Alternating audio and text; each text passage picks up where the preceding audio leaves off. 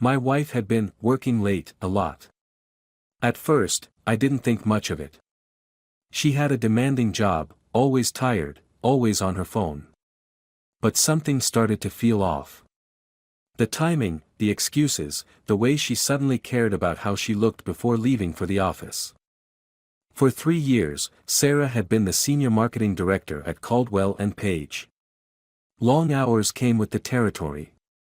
So when the late nights started stretching from occasional to routine, I swallowed my complaints.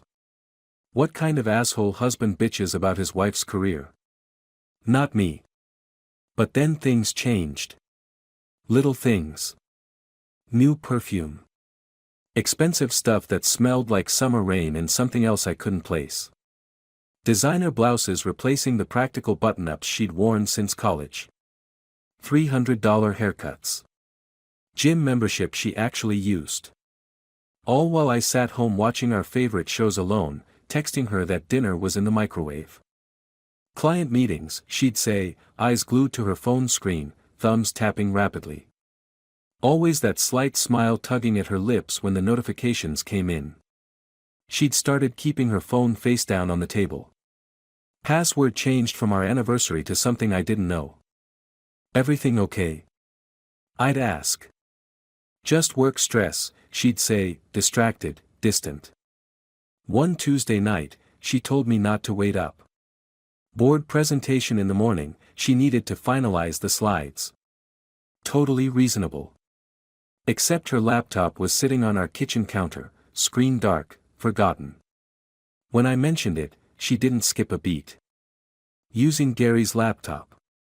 His has the latest numbers. Gary. The new VP of sales. Twice divorced Gary with the Rolex and the Tesla. Gary who kept, accidentally, touching her arm at the company Christmas party while I stood there like a fucking idiot, nursing a warm beer. So one night, I decided I'd pick her up from work. Just surprise her. I pulled up and waited a block away, lights off, engine quiet.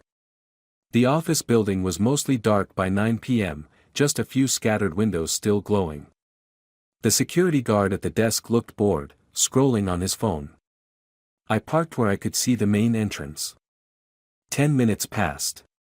20. My coffee went cold in the cup holder. At 9:47, the front doors opened. And then I saw her. She wasn't alone. She walked out laughing, all flirty, hand brushing her hair back the way she does when she's feeling pretty. Gary was right beside her, his hand resting on the small of her back. Not a colleague touch. A lover's touch. She slid right into his car like she'd done it 100 times. No hesitation. No guilt. Just smooth and casual. Gary's black BMW purred to life, headlights cutting through the darkness as they pulled away. I followed them, keeping 2 cars between us. Heart pounding, fists clenched around the steering wheel so tight my knuckles went white. My wedding ring dug into my finger, suddenly too tight, suddenly burning against my skin. They didn't go far.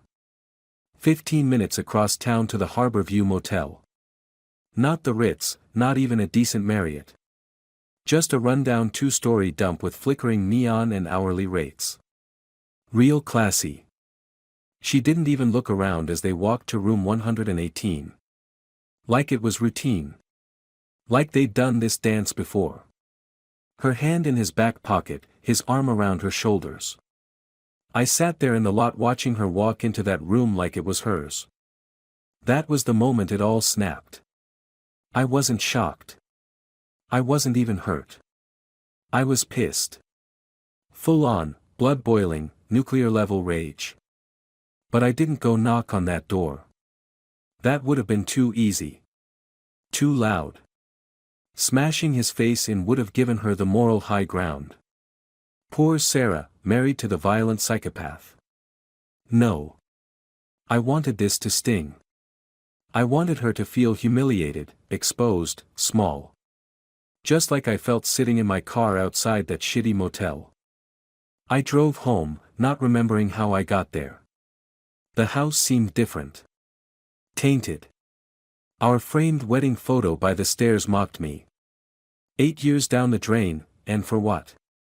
So she could fuck her boss in a motel that probably hadn't changed its sheets since Obama was president.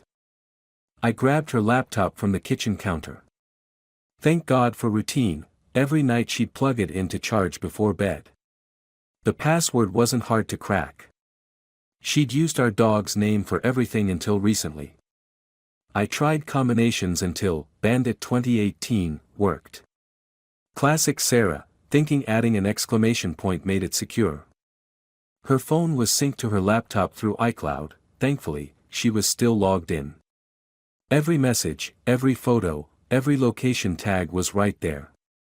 I copied everything. Messages going back 3 months. Hotel confirmations. Dinner receipts. Selfies she sent to him in lingerie I'd bought her last Christmas. Even that cheap, can't wait to feel you again, voice note she sent him from our bathroom while I was mowing the lawn. It was all so goddamn predictable. The pet names. The secret emoji codes. The working late nights that Google Maps showed were actually spent at his condo downtown. Meeting minutes from conferences they never attended. The classic, my husband doesn't understand me, bullshit. Every message I read was another nail in the coffin of our marriage. He's so oblivious, she'd written. Doesn't suspect a thing. Oblivious. That's how she saw me. The clueless husband. The joke. I stayed up all night, methodically downloading evidence, organizing it chronologically. By dawn, my eyes burned, but I wasn't tired. I was focused. Calculating. Then I called in a few favors. Had my buddy Mike from IT help me put together a little presentation. Mike had been through his own divorce hell last year when his wife ran off with her yoga instructor. He didn't ask questions, just nodded grimly as I explained what I needed. Make it seamless, I told him. I want it to flow like a fucking Oscar tribute. The next weekend, we had a family barbecue planned. Her parents, her sister, a few of our close friends. People who'd known us through college, through our wedding, through buying our first house. People who thought we were happy. The perfect couple. Sarah was excited about the gathering. Brought expensive wine. Wore a yellow sundress like she was still innocent. Kissed me on the cheek in front of everyone. The performance of a lifetime. She'd been careful all week. Coming home on time. Initiating sex for the first time in months. Playing the devoted wife. Maybe guilt was finally catching up with her. Too little, too late. The day was picture perfect. Blue skies, light breeze. Her dad manned the grill while her mom arranged potato salad and coleslaw on the patio table. Sarah's sister Emma chased my nieces around the yard, their laughter echoing against the fence. Normal. Safe. Family. Sarah kept glancing at her phone, though. Subtle checks when she thought no one was watching. Each time, that same small smile. Each time, my resolve hardened. Right after the burgers hit the table, I stood up, glass in hand. Everyone expected a toast. 8 years of marriage next month, something to celebrate. Before we eat, I said, I've got a surprise. I plugged a USB into the TV and said, I made a video. Something special. Sarah looked pleased. Touched even. She probably thought it was a slideshow of our vacation photos or something equally sentimental. I hit play. The room went dead quiet as the first image appeared. A screenshot of texts between Sarah and Gary. Miss your hands on me, she'd written. His reply was worse. Then came the photos. Her, in our bed, in poses meant for him. Her, in his car, lipstick smeared. Them, reflected in a hotel mirror, her wedding ring clearly visible. The locations. The dates. The lies laid bare in high definition. She dropped her wine glass. It shattered against the patio stones, red liquid spreading like blood. Her mom started crying. Her sister walked out, dragging the confused children away from the carnage.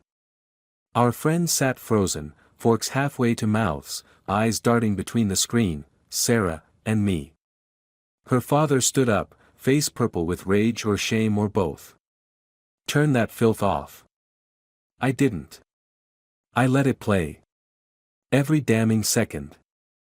Sarah tried to speak, tried to say something, anything, but nobody was listening.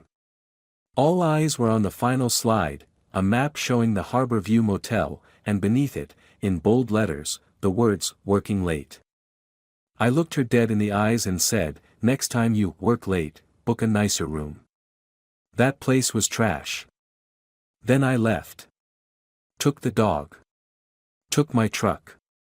Took my damn pride back. Behind me, chaos erupted. Her father shouting. Her mother sobbing. Friends making awkward exits. But I didn't turn around. I didn't need to see it. The look on her face when the first message appeared told me everything. Game over.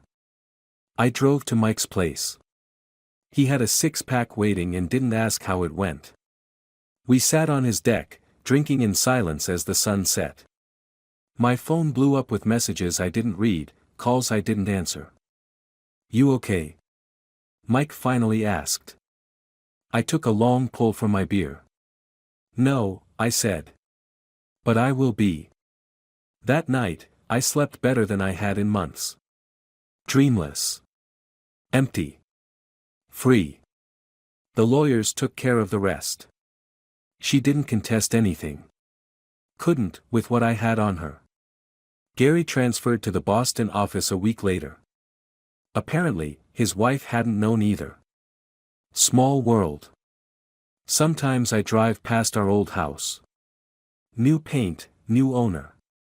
Sometimes I wonder if she ever thinks about what she threw away. If Gary was worth it. If any of it was. But mostly, I don't think about her at all. That's the thing about betrayal. Once it's done, it's done. No going back. No second chances. Just the cold, hard truth that the person you trusted most in the world was living a lie. And now you're free to live without it.